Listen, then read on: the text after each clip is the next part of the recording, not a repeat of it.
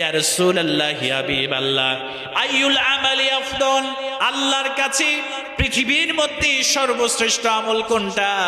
আল্লাহর কাছে সবথেকে প্রিয় আমল কোনটা?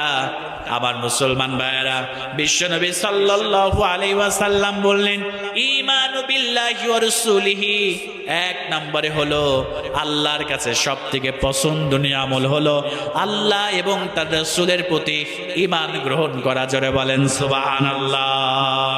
আল্লাহ নবী ইসলামের আবার জিজ্ঞেস করলেন, সুম্মা মাযা ইয়া রাসূলুল্লাহ, ওগো আল্লাহর নবী, এরপরে কোন আমলটা আল্লাহর কাছে সব থেকে বেশি দামি, সব থেকে বেশি প্রিয়?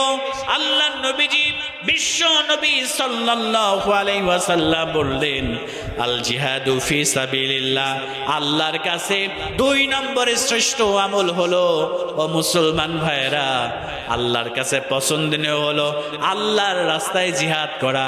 তার মানে আল্লাহর জমিনে আল্লাহর দ্বীনকে প্রতিষ্ঠিত করা।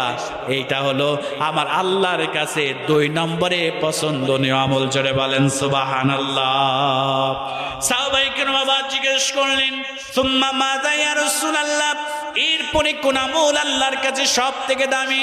আল্লাহর নবী বললেন, ওয়ামা সাবিরা, শুনে নাও, হাজ্জুম মাবরুর, এরপর আল্লাহর কাছে সব থেকে দামি, সব থেকে পছন্দনীয় আমল হলো একটি কবুল হজ, যেটা আল্লাহর দরবারে কবুল হয়েছে। এই কবুল হজ আল্লাহর কাছে সব থেকে দামি। জোরে বলেন সুবহানাল্লাহ।